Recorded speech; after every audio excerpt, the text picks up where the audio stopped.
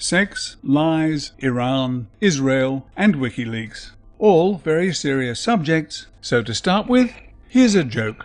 A psychiatrist is showing a patient some pictures to try and get some idea about his mental state. Sex. Each time he is asked what a picture brings to his mind, the patient says, Sex. Sex. Sex. Sex. Finally, the psychiatrist says, well, clearly you are absolutely obsessed about sex. I'm obsessed. Cries the patient. You're the one with all the pornographic pictures. I was reminded of that old joke by the news editors of these infamous purveyors of lies and half-truths, as they displayed their own almost pornographic and collective obsession about what they all relentlessly homed in on, out of 250,000 documents, anything that had to do with Iran's so-called nuclear threat. Here are some samples. The BBC. No need to read out the headlines, but in the body copy we find they include reports of some Arab leaders, including Saudi Arabia's King Abdullah, urging the US to attack Iran and end its nuclear weapons program. I was unable to find a date related to the cable, nor any evidence of its authenticity. CNN was singing much the same song, but favouring the word anxiety rather than concerns. But a date was mentioned, a matter to which I'll return. Australia's ABC News ran with this headline, but gave no date or proof of authenticity. Then we had Reuters quoting The Guardian, which referred to these repeated calls by King Abdullah, but I missed capturing the Independent's contribution because this link didn't work. But the essence is quite clear from the first few words. Israel says Arabs agree on Iran threat. Well, what do you know? On the other hand, I could have read the London Times leader on WikiLeaks by paying £1 for the privilege, an offer I found quite easy to refuse, but the free-to-read effort by the New York Times certainly made up for what I may have missed with this provocative headline and picture. Around the world, distress over Iran. And the irony is that the New York Times headline writer is quite correct. There is distress over Iran, distress at the way it has been cast in the role of the evildoer, when all but the most ignorant observers realize that it is nuclear-armed apartheid Israel that is the real threat, not Iran. Here's a short quiz, so get ready with your buzzers. Question 1. How many times do we see on TV or read in the newspapers that Israel has 200 or 300 ready-to-go nuclear weapons? Question 2. How many times do we see on TV or read in the newspapers that Iran's nuclear program is peaceful, as they claim it is? The answer to both questions is the same. Hardly ever, if at all. In the interest of balance, a report in the Jerusalem Post appears to show a glimmer of sanity. Syrian president says Iranian nuclear strike against Israel would result in massive Palestinian casualties, which Iran would never risk. And on December 6th, Haaretz came out with almost identical wording. Of course the Israeli hawks know that the Palestinians serve them as a protective shield, but their sights are on more distant horizons. Apart from oil, an ever-expanding Israeli population is going to need more and more water very soon. Having masterminded the utter ruination of Iraq, is it fanciful to suggest that the weakening of Iran, either through sanctions or a military attack, is the next step in Israel's ambition to dominate the Middle East from the Nile to the Euphrates and the Tigris? So watch out, Egypt. Peace pacts and accords don't last forever, as Turkey has recently learned. Now let's look at some chronology, which is a fancy way of saying the order in which certain events took place.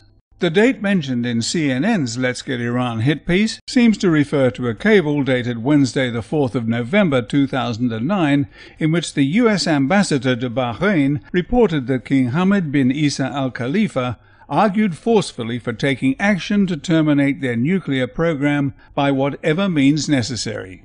That program must be stopped, the king allegedly said. Of course, the question that springs to mind is, what program? Surely the King of Bahrain would not deny Iran the right to produce its own nuclear energy, would he? So he must have been referring to the trumped-up, imaginary nuclear weapons program that the IAEA has still found absolutely no evidence for. And the false accusations on which the King of Bahrain based his statement, and that goes for the King of Saudi Arabia as well, were made by the President of the United States of America when he addressed the G20 conference on September 25, 2009, no more than 1 month and 9 days previously. So, over a year later, the mainstream media, thanks to WikiLeaks, has been able to home in on statements made by kings and other heads of state that were based on false information. Here are some excerpts from a video I made about that speech. The Iranian government presented a letter to the IAEA that made reference to a new enrichment facility years after they had started its construction. Iran was not legally bound to inform anyone about commencing to build a new facility. It was only bound to give advance warning to the IAEA when a new facility was about to be utilized. So how could the president of the most powerful nation on earth have been so badly briefed? Or was he knowingly misleading the international community? The existence of this facility underscores Iran's continuing unwillingness to meet its obligations under UN Security Council resolutions and IAEA requirements. Wrong again, Mr. President, but as former Weapons Inspector Scott Ritter points out, more likely an attempt on the part of Iran to provide for strategic depth and survivability of its nuclear program in the face of repeated threats on the part of the US and Israel to bomb its nuclear infrastructure. The clear and present danger to the stability of the Middle East is Israel's possession of nuclear weapons and means of delivery. It is not Iran's nuclear ambitions, whether they are peaceful or aimed at the quite reasonable goal of protecting itself against Israel's threats. A nation which has already proved its total disregard for its fellow human beings by walling them into prison communities, bulldozing their homes, and dropping white phosphorus on them, from the very land and the air that they stole from them.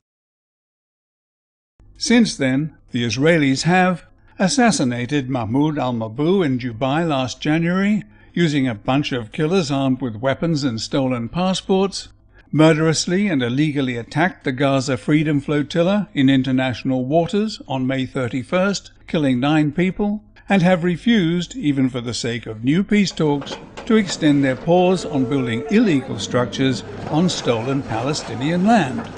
But, for some extraordinary reason, the spotlight is not on nuclear-armed apartheid Israel's appalling and inhuman behavior towards the Palestinians.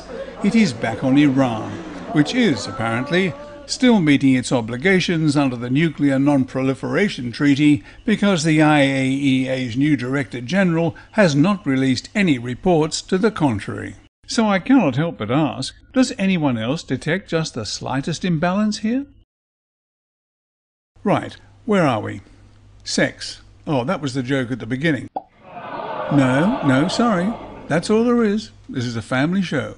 The lies were courtesy of President Obama and were about Iran. Israel, all the rotten things it's done this year. So that leaves WikiLeaks. Until this latest batch, I hadn't spent much time thinking about WikiLeaks, because for me, the entire edifice crashed and burned when its founder was reported as saying, "I'm constantly annoyed that people are distracted by false conspiracies such as 9/11, when all around we provide evidence of real conspiracies for war or mass financial fraud." The words of someone so inflated by his own self-esteem that he thinks that stolen, or perhaps donated documents, which can be forged and otherwise manipulated, should take precedence over the stark, recorded evidence that proves the official version of 9/11 is a pack of lies. Huge buildings do not collapse in freefall for no reason, and even bigger ones do not eject molten iron caused by fires far less intense than those found in jet engine combustion chambers. But, give him his due, he does seem to be a godsend for the CIA and Mossad because of his views about 9/11. Come to think of it, if Julian Assange had not existed, the CIA and Mossad would have invented him. Finally, here's a rogues gallery of some of those behind-the-scenes people who see that the masses are kept uninformed. Anyone with an IQ above 90 and an internet connection knows that 9/11 could not have happened the way the world was told it happened. So how do we describe the people who are still covering that up? You can't call them prostitutes, Prostitutes only put themselves at risk, while people who are paid to deliberately mislead others and put their own children and millions of others at risk require a special kind of condemnation. The money they earn has blood on it. They are pariahs, and they should be treated as such. They are all part of a huge media circus, and the fact is, WikiLeaks is just a sideshow to what's inside the big black tent. A sideshow to make you think that you are seeing a glimmer of the truth. But don't be fooled. The men and women who do the bidding of their mainstream media masters are the biggest threats of all. Unless they stop covering it up, the truth may not be the only thing to go up in flames.